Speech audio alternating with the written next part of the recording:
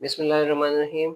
आज का हमारा पहले चैप्टर का लास्ट टॉपिक होगा जिसमें हम बात करेंगे कि इक्विलिब्रियम कांस्टेंट या केसी जो है ना इसकी इम्पोर्टेंस क्या होती है, किन चीज़ों के बारे में इस वैल्यू से हमें पता चलता है। केसी की वैल्यू के बारे में हमने लास्ट टाइम देखा था कि ये प्रोडक्ट्स और रिएक्टेंट्स की मोलर कंसंट्रेशन के दरमियान एक रेशो होती है। अगर इसको हमने मज़ीद देखना है कि इसमें क्या है, ये इससे हमें क्या पता चलता है, तो दो चीज़ों के बारे में ये हमें बता रही होती है।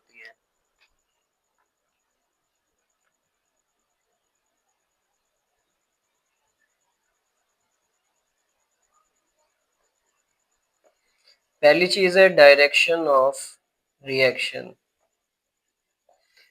इससे हमें रिएक्शन की डायरेक्शन का पता चलेगा कि इस वक्त कौन सा रिएक्शन हो रहा है, फॉरवर्ड है, रिवर्स है या फिर इक्विलिब्रियम है।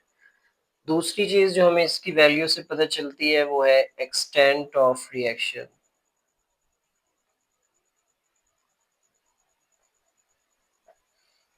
एक्सटेंट का मतलब है कि किस हद तक रिएक्टेंट्स प्रोडक्ट्स में तब्दील होंगे।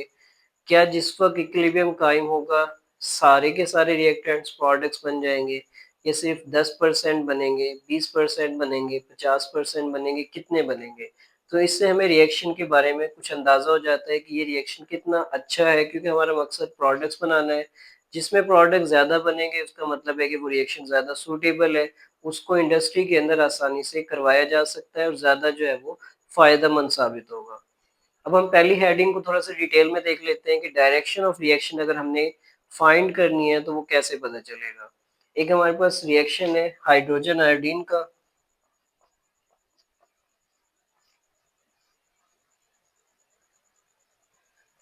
ये मिलके बना रहे हैं हाइड्रोजन आयोडाइड। एक रिवर्स रिएक्शन है, इसमें फॉरवर्ड रिवर्स दोनों रिएक्शन हो रहे हैं, एक रिवर्सिबल रिएक्शन है। अब इसमें केसी की वैल्यू आ रही है 57 और यहाँ पे जो टेम्परेचर है वो 700 केल्विन रखा हुआ है, तब जाके ये केसी की वैल्यू आ रही है। अब हम यही रिएक्शन दोबारा कराना चाहते हैं। हमने ये रिएक्शन किया, हाइड्रोजन को लिया, आयोडीन को लिया, इसके नतीजे में हाइड्रोजन आयोडाइड बन गया। अब हम 10 मिनट के बाद ये देखना चाह रहे हैं कि इस वक्त इक्विलिब्रियम की हालत में रिएक्शन पहुंच चुका है या अभी तक नहीं पहुंचा। या फॉर एग्जांपल हम 20 मिनट के बाद ये देखना चाह रहे हैं कि क्या अब रिएक्शन इक्विलिब्रियम में है या नहीं है। तो हम क्या करेंगे, कुछ टाइम के बाद यहाँ पे मौजूद जो रिएक्टेंट्स हैं इनकी हमने कंसंट्रेशन नोट करनी है कि इस वक्त कौन से रिएक्टेंट्स मौजूद हैं, कितनी मिकदार में मौजूद है, प्रोडक्ट्स कौन से मौजूद हैं और कितनी मिकदार के अंदर मौजूद है। सपोज हमें जो कंसंट्रेशन यहाँ से हासिल हुई है हाइड्रोजन की, यहाँ पे हमने क्योंकि टी टाइम के बाद ली है तो हम यहाँ पे नीचे टी लगा देंगे। वो है 0.10 मोल पर डेसीमीटर। आयोडीन की जो कंसंट्रेशन है 0.20 मोल पर डेसीमीटर। तीसरी चीज है हाइड्रोजन आयोडाइड। इसकी जो वैल्यू है टी टाइम के बाद वो है 0.40 मोल पर डेसीमीटर क्यूब। अब हमने इस इक्वेशन के अंदर जो है ना इन तीनों वैल्यूज को पुट करना है और केसी में देखेंगे कि क्या बनेगा। केसी में लिखते हुए प्रोडक्ट्स को हम ऊपर लिखते हैं एच आई, रिएक्टेंट्स में मौजूद चीजों को नीचे लिखेंगे H2 I2। यहाँ पे जो मोलर कंसंट्रेशन है वो ऊपर की तरफ आ जाएगा हाइड्रोजन आयोडाइड के साथ। अब ये जो वैल्यूज हमने यहाँ से फर्ज किए हैं इन सब की वैल्यूज इस इक्वेशन में पुट करते हैं। एच आई की वैल्यू थी 0.40, स्केयर में लेंगे। हाइड्रोजन है 0.10 और सेकंड जो है आयोडीन,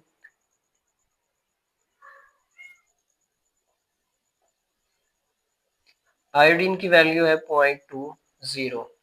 ऊपर वाली वैल्यूज को मल्टीप्लाई करें यानी कि इसका स्केयर लेंगे। इसी तरह से जो नीचे वैल्यूज मौजूद हैं उनको भी आपस में सॉल्व कर लें। इनको करेंगे डिवाइड, डिवाइड करने के बाद आंसर आ जाएगा 8। अब हमारे पास दो वैल्यूज आ गई हैं। एक वो वैल्यू है जो हमने इक्विलिब्रियम की हालत में ली है जिसे हम के सी से जाहिर करेंगे। दूसरी वैल्यू अभी हमें नहीं पता कि वो किस कंसंट्रेशन पे है, वो कोई खास टाइम के बाद हमने ली हुई है उस टाइम के लिहाज से हम कहेंगे कि रिएक्शन कोशेंट है जिसे क्यूसी से ज़ाहिर किया जाएगा। तो क्यूसी मतलब रिएक्शन कोशेंट, इसका मतलब ये है कि जो रिएक्शन है वो इस वक्त इक्विलिब्रियम में है या नहीं हमें नहीं पता। हमने एक खास टाइम के बाद इसमें कंसंट्रेशन ली हुई है, उस कंसंट्रेशन के लिहाज से जो वैल्यूज हासिल हो रही हैं उनको हम क्यूसी से जाहिर करेंगे। अब नेक्स्ट स्टेप में हमने क्या करना है, दोनों वैल्यूज को कंपेयर करना है। तीन कंडीशन यहाँ पे पॉसिबल है, या तो जो क्यूसी की वैल्यू हमने यहाँ से फाइंड की है वो बड़ी होगी केसी से, या फिर वो छोटी होगी, या ये दोनों वैल्यूज बराबर हो जाएंगी। क्यूसी की वैल्यू अगर ग्रेटर है, बड़ी है, इसका मतलब है कि रिएक्शन बैकवर्ड होगा। इसी तरह से अगर सेकंड कंडीशन में देखें, क्यूसी की वैल्यू अगर छोटी और केसी की वैल्यू बड़ी हो तो इसमें रिएक्शन फॉरवर्ड होगा। इसी तरह से अगर दोनों बराबर हैं तो फिर रिएक्शन इक्विलिब्रियम की हालत में मौजूद होगा। इसका मतलब है कि फॉरवर्ड और रिवर्स रिएक्शन दोनों इस वक्त बराबर हो चुके हैं और इस वक्त रिएक्शन इक्विलिब्रियम की हालत में है। अब इन दोनों वैल्यूज को अगर हम कंपेयर करते हैं 57 को 8 के साथ, तो इसका मतलब है 8 छोटा है। 8 छोटा होने का मतलब है कि यहाँ पे ये जो सेकंड कंडीशन है ये यहाँ पे इस्तेमाल हो रही है, क्यूसी की वैल्यू छोटी है और केसी की वैल्यू ज्यादा। तो इस कंडीशन से हमें पता चलेगा कि इस वक्त फॉरवर्ड रिएक्शन हो रहा है। और कब तक ये फॉरवर्ड रिएक्शन होगा, जब तक ये इसकी जो वैल्यू है 8 इससे बढ़ के 57 नहीं हो जाती, तब तक ये वैल्यू इसी तरह से रहेगी, या तब तक जो रिएक्शन है वो ज्यादातर फॉरवर्ड रिएक्शन होगा, लेकिन जो रिवर्स रिएक्शन है वो इसमें बहुत कम हो रहा होगा। तो इस तरह से हम किसी भी रिएक्शन में डायरेक्शन का अंदाजा लगा सकते हैं कि किसी भी टाइम पे, किसी भी लम्हे में कौन सा रिएक्शन हो रहा है, फॉरवर्ड हो रहा है या रिवर्स हो रहा है। अब हम सेकंड में बात करेंगे कि जब अगर हमने ये देखना है कि ये रिएक्शन कितना होगा, यानी कि इस रिएक्शन की लिमिट या इस रिएक्शन की हद क्या है, एक्सटेंट क्या है, तो इसके बारे में अब हम बात करेंगे। अब हम सेकंड पार्ट इसका देखेंगे। इसमें हम देखेंगे एक्सटेंट ऑफ रिएक्शन, कि किसी रिएक्शन में अगर हम ये देखना चाहें कि ये कितना होगा, क्या इक्विलिब्रियम की हालत में सारे के सारे रिएक्टेंट्स प्रोडक्ट्स बनेंगे, 20% बनेंगे, 50% बनेंगे, 70% बनेंगे। तो इस चीज़ का अंदाज़ा भी हम लगा सकते हैं। तो एक्सटेंट ऑफ रिएक्शन, इसका मतलब है कि रिएक्शन किस हद तक होगा, जिस वक्त इक्विलिब्रियम कायम होगा कितने रिएक्टेंट्स या किस हद तक रिएक्टेंट्स प्रोडक्ट्स में तब्दील हो जाएंगे।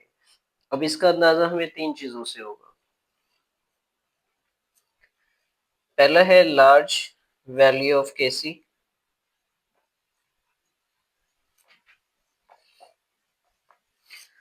अगर केसी की वैल्यू किसी इक्वेशन में बड़ी आ रही है तो इसका मतलब है कि इस रिएक्शन में प्रोडक्ट्स ज्यादा मिकदार में मौजूद होंगे और रिएक्टेंट्स की मिकदार जो है वो थोड़ी होगी।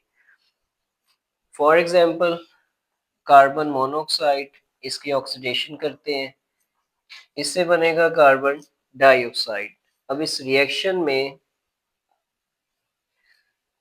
कंडीशन इस तरह से रखी हुई हैं कि टेम्परेचर जो है वो 1000 केल्विन है, केसी की वैल्यू है 2.2 टेंस पावर 22।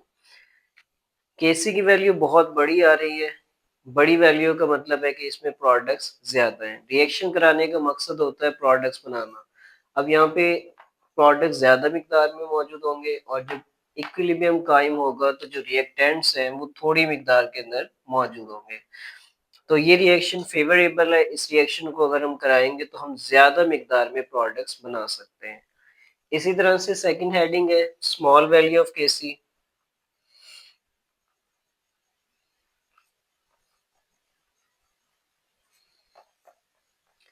अगर किसी रिएक्शन में केसी की वैल्यू थोड़ी आ रही है, छोटी आ रही है, तो इसका मतलब है कि वहां पे रिएक्टेंट्स ज्यादा मिकदार में मौजूद है और प्रोडक्ट्स जो है वो थोड़ी मिकदार के अंदर मौजूद होंगे। फॉर एग्जांपल हम एक रिएक्शन ले लेते हैं, डिकम्पोजिशन ऑफ अमोनिया।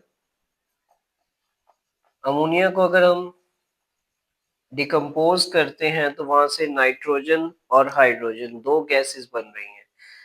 अब जब इक्विलिब्रियम कायम होगा उस वक्त केसी में वैल्यू आ रही है 3.0 टेंस पावर माइनस 9। इस छोटी वैल्यू का मतलब है कि जिस वक्त इक्विलिब्रियम कायम होगा उस वक्त प्रोडक्ट्स में मौजूद चीजें कम होंगी, रिएक्टेंट्स में मौजूद चीजें ज्यादा होंगी। मकसद हमारा था प्रोडक्ट्स बनाना, लेकिन ये रिएक्शन इतना फेवरेबल नहीं है। इसमें थोड़े से रिएक्टेंट्स प्रोडक्ट्स बनेंगे और उसके बाद फौरन ही इक्विलिब्रियम कायम हो जाएगा। तो ये इस तरह की रिएक्शन है जो जल्द ही इक्विलिब्रियम की हालत में पहुंच जाते हैं, और कभी भी इनमें बहुत ज्यादा प्रोडक्ट्स नहीं हासिल हो रहे होते। रिएक्टेंट्स ज्यादा मिकदार में मौजूद होंगे, प्रोडक्ट्स थोड़े बन रहे होते हैं। तीसरी वैल्यू है